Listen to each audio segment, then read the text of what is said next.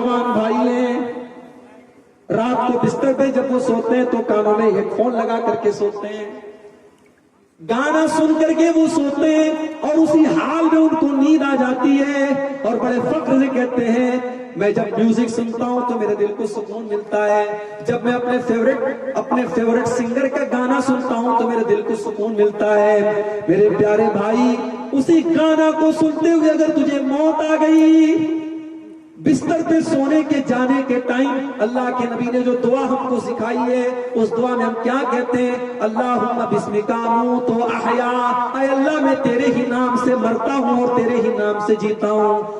इसलिए कि जो नींद होती है वो भी एक तरीके की मौत होती है।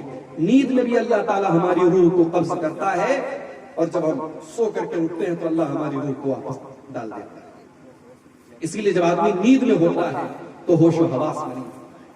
इसीलिए अगर नींद की हालत में कोई गुनाह हो जाए तो अल्लाह ताला क्या उस पर पकड़ नहीं होगी, क्योंकि नींद की हालत में इंसान होशो हवास में। मेरे प्यारे साथियों, आप गाना सुनते हुए सो गए, उसी हाल में आपको मौत आ गई। सोचो मेरे भाइयों, कल अल्लाह की बारगाह में जब आप उठेंगे, कयामत का दिन होगा। अल्लाह के नबी फरमाते हैं कुल्लु अब्दिन युबासु अला मा माता अलैहि, हर बंदा इस हाल में कयामत के दिन उठेगा जिस हाल में उसको मौत आई होगी। जो गाना सुन करके सोया था उसी हाल में अगर वो सोया रह गया, उसी हाल में उसको मौत आ गई, तो कल कयामत वो गाना सुनते हुए उठेगा। जो गंदी फिल्में देख करके सोया था वो गंदी फिल्में देख करके कयामत के दिन उठेगा। जो जिना करते हुए मर गया था वो जिना करते हुए कल कयामत के दिन उठेगा। जो शराब के नशे में मरा था कल शराब के नशे में उठेगा। जो नमाज पढ़ते हुए मरा था कल अल्लाह की बारगाह में सजदा करते हुए उठेगा, नमाज पढ़ते हुए उठेगा। कुल्लु अब्दिन युबासु अला मा माता अलैहि, बंदा जिस हाल में मरेगा उसी हाल में उठाया जाएगा। सऊदी अरब का एक वाकया वहां के कालिम दीन ने लिखा, मेरे नौजवान साथी सुने, बड़ी इबरत की बात। 4 नौजवान कार का सफर कर रहे थे। चारों नौजवान कार पर बैठे हुए थे। सऊदी अरब के रोड पर कार चल रही है। वहां की रोड बिहार और झारखंड से भी ज्यादा शानदार और चिकनी रोड है। पूरी स्पीड में गाड़ी जा रही है। एक्सीडेंट हो जाता है। 4 नौजवानों में से 3 नौजवान ऑन द स्पॉट मर जाते हैं। एक नौजवान बच जाता है, लेकिन वो भी आखिरी सांसें ले रहा है। ट्रैफिक पुलिस वाले जब उस नौजवान के पास पहुंचते हैं जो आखिरी सांसें ले रहा है, उससे पूछते हैं कि ये एक्सीडेंट कैसे हुआ। उससे पूछते हैं तुम्हारा नाम क्या है, उससे पूछते तुम्हारे साथियों का नाम क्या है। वो नौजवान आखिरी सांसें ले रहा है और एक ही जुबान से एक ही लफ्ज बार बार कह रहा है, फी सफर फी सफर फी सफर। अरे मैं तो सफर में हूँ, मैं तो सफर में हूँ, मैं तो सफर में हूँ। पुलिस वालों को ये बात समझ में नहीं आई कि ये सफर का नाम क्यों ले रहा है, ये सफर का क्या मतलब होता है। उन्होंने इलाके के आलिम दीन से पूछवाया कि ये नौजवान ये फी सफर कह करके दुनिया से गया, इसका क्या मतलब है। आलिम दीन ने कहा इसका मतलब आपको कुरान के 29वें पारे। आलिम दीन ने कहा जाओ कुरान का 29वां पारा पढ़ दो। कुरान के 29वें पारे में सूरह मुद्दस्सिर के अंदर अल्लाह फरमाता है जब जन्नती जन्नत में चले जाएंगे और जहन्नमी जहन्नम में चले जाएंगे और जन्नती लोग देखेंगे कि उनके जान पहचान के लोग जहन्नम में, जो उनके साथ बैठ करके चाय पीते थे, जो उनके साथ बैठ करके गप करते थे, आज वो जहन्नम के अंदर पहुंच गए। तो जन्नती सवाल करेंगे मा सलककुम फी सफर, ऐ मेरे भाई तू जहन्नम में कैसे चला गया। तू तो मेरे साथ उठा बैठा करता था, तू तो मेरे गांव में रहता था, हम लोग साथ में उठा बैठा करते थे। मा सलककुम फी सफर, तू जहन्नम के अंदर कैसे चला गया। तो वो जहन्नमी जवाब देगा क़ालू लम नकु मिनल मुसल्लीन, वो कहेगा कि हम नमाज नहीं पढ़ते थे। हय्या अलस सलाह की आवाज आती थी तुम तो मस्जिद चले जाते थे, मैं तो चाय की दुकान पर بیٹھا رہ جاتا تھا.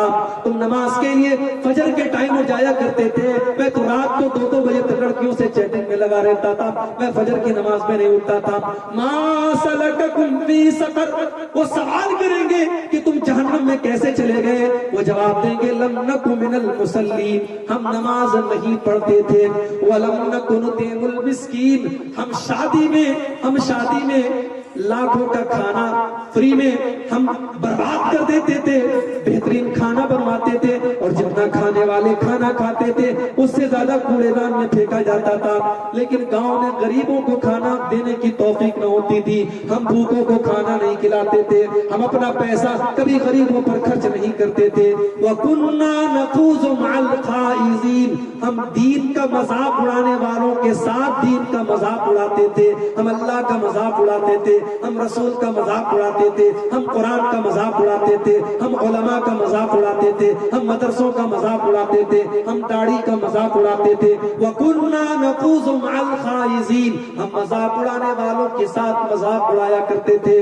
اس سعودی عرب کے عالم دین نے کہا قرآن کی یہ آیت بتا رہی ہے کہ وہ نوجوان جب مر رہا تھا, آخری سانسیں لے رہا تھا, موت کا فرشتہ اس کے پاس آ چکا تھا اور اس کو وہ منظر دکھائی دے رہا تھا, اس کو یہ نظر آ رہا تھا کہ آج وہ جہنم کی آگ میں جانے والا ہے. اسی لیے اس کی زبان سے بار بار سقر کا لفظ آ رہا تھا. وہ انا فی سقر کہہ رہا تھا. وہ یہ بتا رہا تھا کہ وہ بے نمازی تھا, وہ یہ بتا رہا تھا کہ وہ اپنی جوانی کو برباد کرنے والا نوجوان تھا. ان الانسان لفی خسر, بے شک سارے کے سارے انسان کھاتے الا الذین آمنوا, مگر وہ لوگ گھاٹے میں نہیں ہیں جو ایمان والے ہیں. ایمان کس کو کہتے ہیں میرے بھائیوں؟ ہم نے ایمان کا مطلب نہیں سمجھا. ایمان کا مطلب کیا ہے؟ آؤ ذرا قرآن اٹھاؤ, اللہ تعالیٰ ایمان کا مطلب بتاتا ہے. انما المؤمنون الذین اذا ذکر اللہ وجلت قلوبهم وَإِذَا تُلِيَتْ عَلَيْهِمْ آيَاتُهُ زَادَتْهُمْ ایمانا. ارے مومن تو وہ لوگ ہیں جب اللہ کا نام ان کے سامنے لے لیا جائے ان کا دل کانپ جاتا ہے, ان کا دل تڑپ جاتا ہے, اللہ کا نام سن کر کے وہ گناہ چھوڑ دیتے ہیں. بخاری کی وہ حدیث آپ نے کئی بار سنی ہوگی.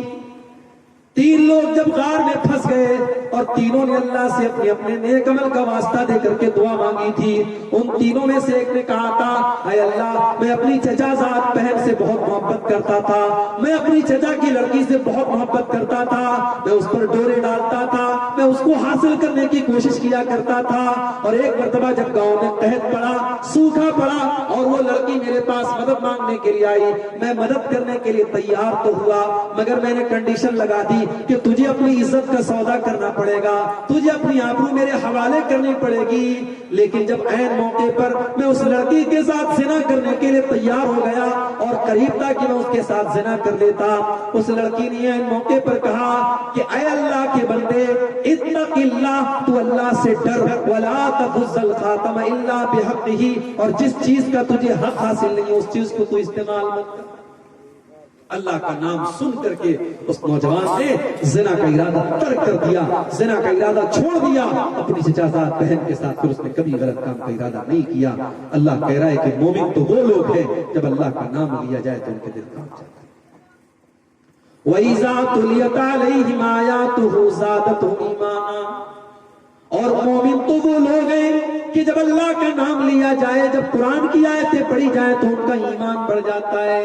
آج تو ہمارا حال یہ ہے, رمضان میں تراویح کی نماز ہو رہی ہے, حافظ جی 1 پارہ کی تراویح پڑھا رہے ہیں. اگر کسی دن حافظ جی نے 1.5 پارہ کر دیا, 2 پارہ کر دیا تو ہمارا پارہ چڑھ جاتا ہے. ہم کہتے ہیں حافظ صاحب آپ نے 2 پارہ کیوں پڑھا دیا, ہم سے نہیں پڑھی جاتی 2 پارہ. میرے پیارے ساتھیوں, کسی مسجد میں تو یہ حال بھی ہے کہ حافظ صاحب نے تھوڑی لمبی تراویح پڑھا دی تو سلام پھیرا تو پیچھے کوئی نہیں تھا. ایسا بھی ہوا, ایسا بھی منظر دیکھا گیا.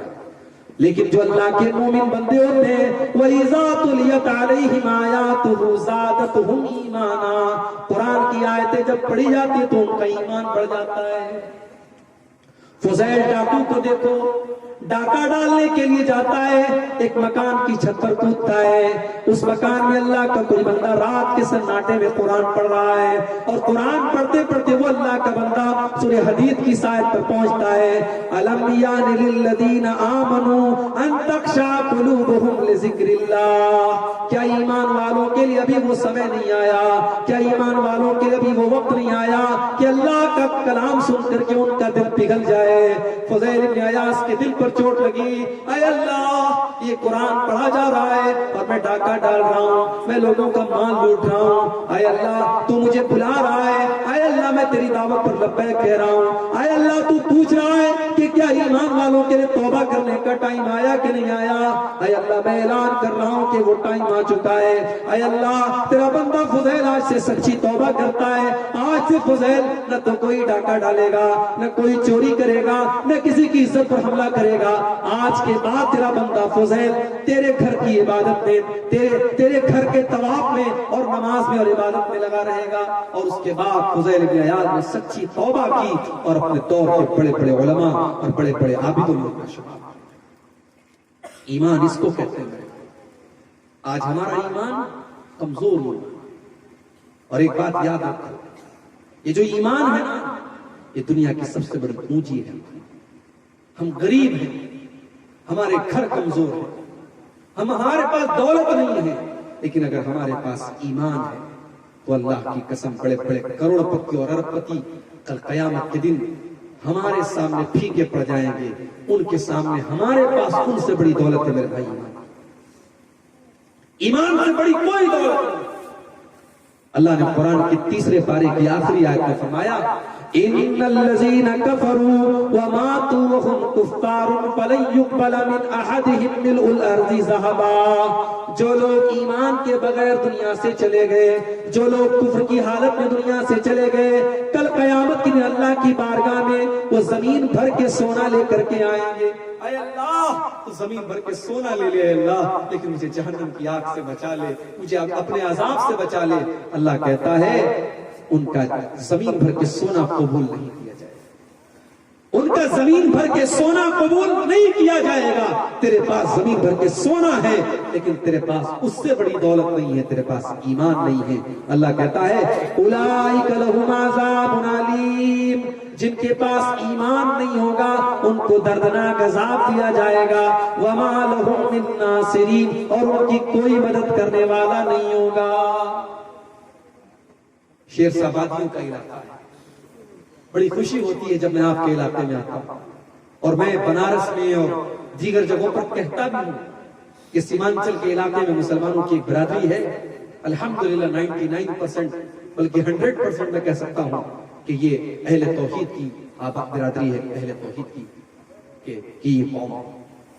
मगर मेरे भाई, अगर आपके घरों में तावीज पहना जाए, अगर आपके बच्चों के गले में तावीज पहना जा रहा है, अगर आपकी घर की औरतें मुशरिकों के पास जाकर के शिरकी अमल करने वालों के पास जाकर के अपने बच्चों को झाड़ फूक करवा रही हैं, और आपके घरों में भी शिरकिया काम हो रहा है, तो माफ कीजिए, आपने अपनी बिरादरी का नहीं, अपने दीन और अपने इस्लाम का सर नीचा कर।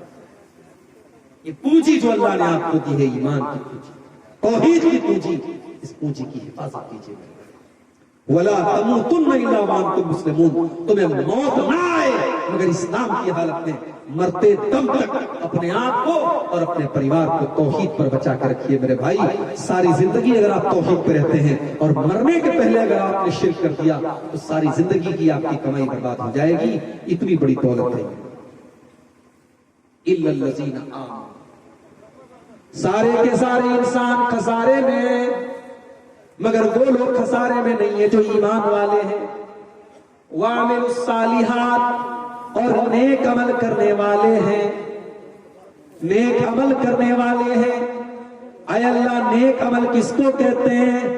अल्लाह जवाब देता है कुरान के 16वें पारे में सूरह कहफ की आखिरी आयत में, फमन कान यरजू लिका रब्बिही फलयअमल अमलन सालिहन वला युशरिक बिइबादति रब्बिही अहदा। मेरे बंदो, अगर तुम अपने रब से मुलाकात करना चाहते हो, जन्नत में जाना चाहते हो, तो नेक अमल करो, ऐसा अमल करो जो अल्लाह की کی نظر میں نیک ہو اور اپنے عمل میں کسی کی ملاوٹ نہ کرو۔ نیک عمل کس کو کہتے ہیں؟ پوری تقریر آپ کو سمجھ میں آئی چاہے نہیں، اگر یہ چیز آپ نے سمجھ لی تو میں سمجھتا ہوں کہ آپ نے تقریر کا خلاصہ سمجھ لیا۔ اگر آپ سے کوئی پوچھے کہ نیک عمل کس کو کہتے ہیں تو جواب دے دو کہ نیک عمل اس کو کہتے ہیں جس کے اندر دو چیزیں پائی جائیں۔ پہلی چیز کہ وہ عمل صرف اور صرف اللہ کے لیے کیا جائے، اس کے اندر کوئی دکھاوا نہ ہو، کوئی ریاکاری نہ ہو، کسی کو خوش کرنے کے لیے نہ کیا جائے۔ نیک عمل اس کو کہتے ہیں جو صرف اور صرف اللہ کو خوش کرنے کے لیے کیا جائے۔ آپ کے گاؤں میں جلسہ ہو رہا ہے، مدرسے میں آپ نے 1 لاکھ روپیہ چندہ دیا، اگر چندہ دینے کا مقصد یہ تھا کہ اللہ راضی ہو جائے تب تو وہ نیک عمل ہے، اور اگر چندہ دینے کا مقصد یہ ہے کہ گاؤں والے تعریف کرے کہ پردھان جی نے 1 لاکھ روپیہ دیا ہے، پورے گاؤں میں چرچا کیا جائے، پورے گاؤں والے آپ کے چندے کی تعریف کریں، مدرسے والے آپ کو سلامی دیں، اگر آپ کا یہ مقصد ہے تو میرے بھائی آپ کا عمل تو ہے مگر نیک عمل نہیں ہے۔ نیک عمل کی پہلی شرط کہ وہ خالص اللہ کا، نیک عمل کی دوسری شرط کہ وہ جناب محمد رسول اللہ کے طریقے کے مطابق ہو، وہ رسول کے طریقے کے مطابق ہو، وہ دیکھنے میں کتنا ہی نیک عمل کیوں نہ لگ رہا ہو، اگر نبی کے طریقے کے مطابق نہیں ہے تو وہ نیک عمل نہیں ہے۔ ربیع الاول کا مہینہ آیا، اتفاق سے میرا پروگرام مالدہ کے اندر کلیا چک کے علاقے میں تھا، مالدہ سے کلیا چک جانے میں 40 سے 45 منٹ لگتے ہیں، لیکن اتفاق سے جس دن میرا پروگرام تھا اسی دن 12 ربیع الاول کی تاریخ تھی۔ یقین مانیے آپ 40 سے 45 منٹ کا راستہ مالدہ سے کلیا چک جانے مجھ کو 3 گھنٹے لگ گئے۔ راستے پر مسلمان نوجوان قطب مینار کی جتنی اونچی اونچی ٹوپی لگا کر کے ناچ رہے ہیں، گا رہے ہیں، بڑے بڑے ڈی جے کے ساؤنڈ کے ساتھ جلوس نکل رہا ہے۔ میں نے پوچھا یہ کون لوگ ہیں؟ جواب ملا یہ نبی کے عاشق لوگ ہیں، یہ نبی کے چاہنے والے لوگ ہیں۔ میں نے پوچھا یہ کیوں کیا جا رہا ہے؟ جواب ملا یہ نبی کی محبت کے نام پہ کیا جا رہا ہے۔ او لوگوں، اگر یہ جلوس نکالنا، یہ ڈی جے بجانا، یہ نبی کی محبت کے نام پر اگر یہ سب کچھ صحیح ہے تو ابو بکر نے ڈی جے کیوں نہ بجایا، عمر فاروق نے جلوس کیوں نہ نکالا، نبی کے صحابہ نے یہ جشن کیوں نہ منایا؟ کام تو دیکھنے میں اچھا لگ رہا ہے، کام تو دیکھنے میں ایموشنل لگ رہا ہے، کام تو دیکھنے میں صحیح لگ رہا ہے، مگر اس کے اوپر جناب محمد رسول اللہ کی مہر نہیں ہے، اس لیے یہ کام بدعت ہے، یہ کام نیک عمل نہیں ہے۔ میں آپ کو 1 کروڑ روپیہ لکھ کر کے چیک دے دوں اور چیک پر اپنا سگنیچر نہ کرو تو وہ چیک دنیا کے کسی بینک میں آپ کیش نہیں کر سکتے، کیونکہ جو چیک دے رہا ہے، جس کا اکاؤنٹ ہے، اس چیک کے اوپر اس کی سگنیچر ہونی چاہیے، تب وہ چیک مانی جائے گا۔ میرے پیارے ساتھیوں، آپ جو نیک عمل کرتے ہیں وہ بھی اللہ تعالیٰ کا ایک چیک ہے، اور اس چیک کے اوپر جناب محمد رسول اللہ کی سگنیچر ہونی چاہیے۔ وہ عمل اللہ کے رسول کے طریقے کے مطابق ہونا چاہیے، اگر ہے تو سنت ہے، اگر نہیں ہے تو بدعت ہے۔ تو اللہ نے کہا کہ الا الذین آمنوا وعملوا الصالحات، تمام کے تمام انسان گھاٹے میں ہیں، مگر وہ لوگ گھاٹے میں نہیں ہیں جو ایمان والے بن جائیں اور جو نیک عمل کرنے والے بن جائیں۔ اب 2 باتیں اور ہیں، بیان کر کے بات کرتا ہوں۔ وَتَوَاصَوْا بِالْحَقِّ، آپ ایمان والے بھی بن گئے، آپ نیک عمل کرنے والے بھی بن گئے، لیکن آپ نے نیک بات، اچھی بات، حق بات دوسروں کو نہیں بتائی، آپ نے دوسروں کو